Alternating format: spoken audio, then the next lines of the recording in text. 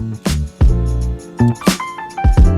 everybody, my name is Jade Curtis, and you are tuning in to the latest episode of The Pulse. I'm standing here with Dr. Renee. Did I pronounce that correctly? You did. I did pronounce it correctly. I know that's right. We don't play about Black girl names. We don't. So tell me a little bit about what you do.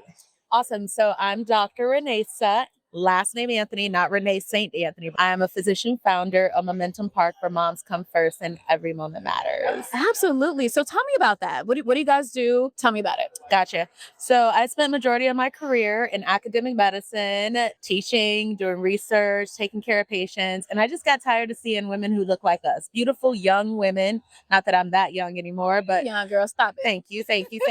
I'll take it.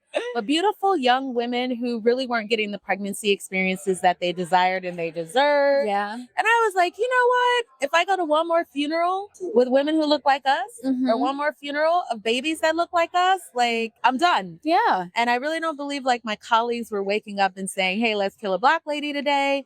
But I knew that the 15 to 30 minutes I had with a patient was not enough. Wow. And I just decided, like, I believe that the answers are in the community. Yeah. And that's where our babies are made. I mean, I don't know about you, but I've never had sex in a hospital. Oh, never. Okay. Not yet. I was going to say, hey, it's the my club, right? I need to have like the in the closet club. But let me stop. And I'm like, the babies are not being made in the clinic. Exactly. In the hospital. And if you look at majority of the pregnancy experience, like 90% of it is spent outside of the clinic and hospital. Okay. So if Black women are dying and our babies are dying, then I feel like the solution has to also be in the community. So that's how I created Momentum Park. We leverage technology to advance perinatal equity. What does that really mean? Those are fancy words, but it's like we're going to meet our mamas exactly where they are, on their cell phones, in like social media, and then directly in the community.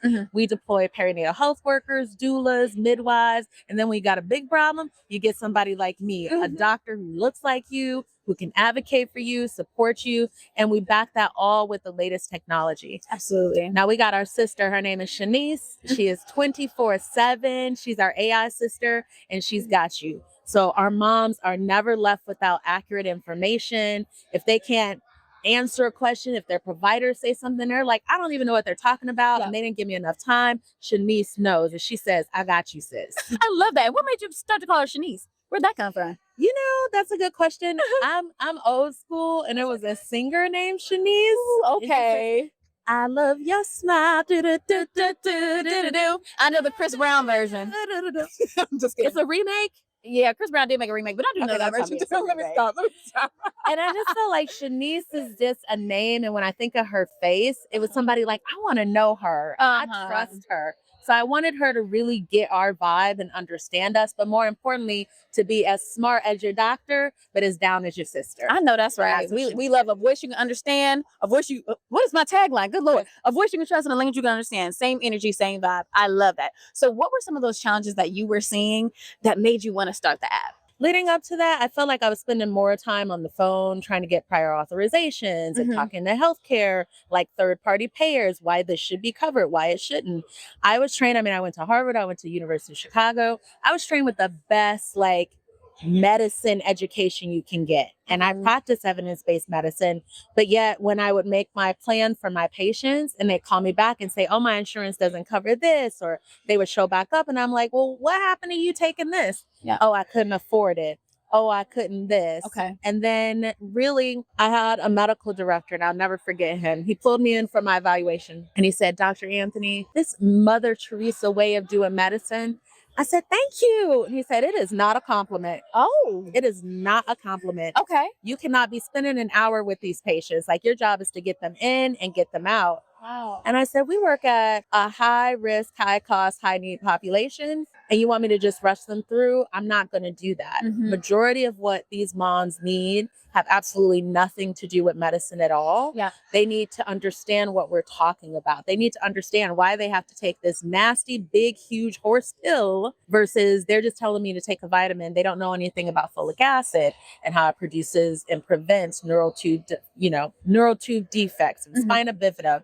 And I didn't have the time to really talk to my patients. And unlike some of our counterparts who have like, oh, I can call my aunt, she's a doctor. Oh, my dad's a doctor. They didn't have someone else who had accurate information. And I wasn't able to do it. Most of my colleagues can't do it in 15 to 30 minutes. So I said, what's the solution? And how did I get that solution to the community where mamas are making babies, working with their babies, growing these babies every single day. And then they come to us once in a blue moon in the midst of all of that. So Shanice, my sheroes that are out on the ground, we are there loving on mamas so we can take care of them and go through that journey through pregnancy safely into parenthood. Yes. And so can you tell me what some of those solutions actually are? Like, what does that look like in your program? We are not a program. We are not a program. Okay. We are an initiative. We are a movement. We are a mission. And we are a sisterhood. No, that's right. I really believe in the power of sisterhood. And what's different is that it would be like if we were pregnant together, we can share our stories together. We can support each other through our pregnancies together. So our Shiro moms, they're around the same gestational age when they come into Shiro. They have other moms that are supporting them. Other moms, you can be like, we don't really talk about this, but most people when they're pregnant, they're going to get something called an hemorrhoid. But you don't really talk to people about your hemorrhoids, right? And from a medical perspective, unless they're bleeding or there's an issue, it's not a medical concern. But when you're dealing with it and you're thinking you're all alone, you have 30 other women that are in your prego pod that you're like, anybody else got this problem? And you start to normalize that. More importantly, you start to learn from each other. There are moms that have absolutely nobody. They got a broke baby daddy. And then you got somebody else who's like, wait a minute, your husband went to your visit with you? Your husband changes diapers? Your man does this? We start to learn from each other in a peer-to-peer way. Then on top of that, you got your Shiro squad. Those are my TDs, my aunties. That's like I'm a shout out to Felicia and Maria. Those are the moms who are usually in their 40s, 50s, maybe 60s. They birth babies. They raise grandchildren or got grandchildren. But they're calling every 2 weeks to check on you, making sure you got what you need from perinatal support to educational support to social support. You can't figure out how to get wig, we're going to walk you through it. Then you're going to find us in social media because we turn up in social media. You can come to our Instagram. On Instagram, we're educating you through an entertaining way. And then we have our virtual squad call center when everybody else is closed. We're open. You can call Felicia. You can call Maria. You can call one of our sheroes at 2:00 in the morning and we got you. But Shanice is always awake. Sometimes you don't really want to talk about your business to a human being, right? And it's your secret.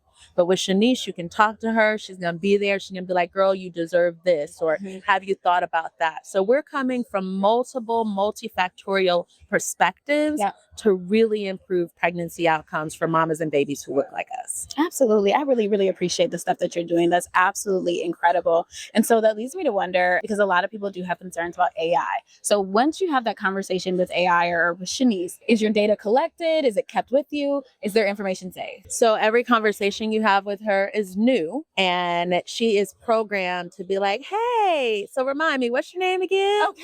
And you'd be like, oh, this is Kelly. Hey, Kelly, how's it going tonight? How can I help you? Or what's going on? Let's talk about it. She's even trained to be able to say, we need different things. Sometimes we want advice. Sometimes it's like, I just need to vent.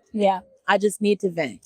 And she knows she can ask, and she's prompted to ask those questions. But in addition, the big part is like, for instance, I just talked to a mom who had an anaphylactic response to a medication they gave her. Like literally ended up in the ICU. She was like, I was so scared. Next thing I know, I woke up in the ICU and they told me I had I don't even know how to say it, but it was like something. I say anaphylaxis. She says, yeah, but they didn't even tell me what I'm supposed to do moving forward. And I said, okay, let's see what Shanice says. So I said, just tell her exactly what you said to me. And she was like, oh, I think what you're trying to say is anaphylaxis. That's this kind of reaction. It's really important moving forward. This, and that. That could be really, really scary.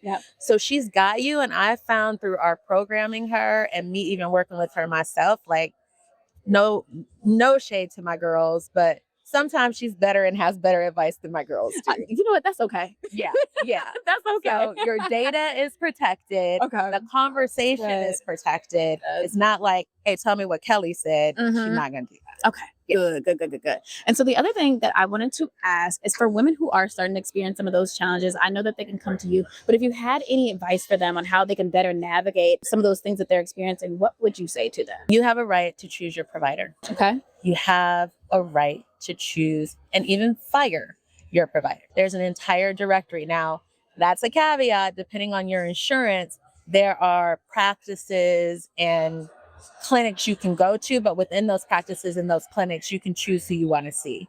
I encourage people to have conversations. That's why we have our sisterhood. Our sisterhood, we're sharing like, hey, do not go see this doctor because they almost killed me and my baby. And then there are others that are like, oh my gosh, we love Dr. Whoever. She's so awesome. She spends time to educate and let you know really what's going on. I love her bedside manner. So being in the sisterhood, you can talk to other sisters and say, hey, I'm in this clinic.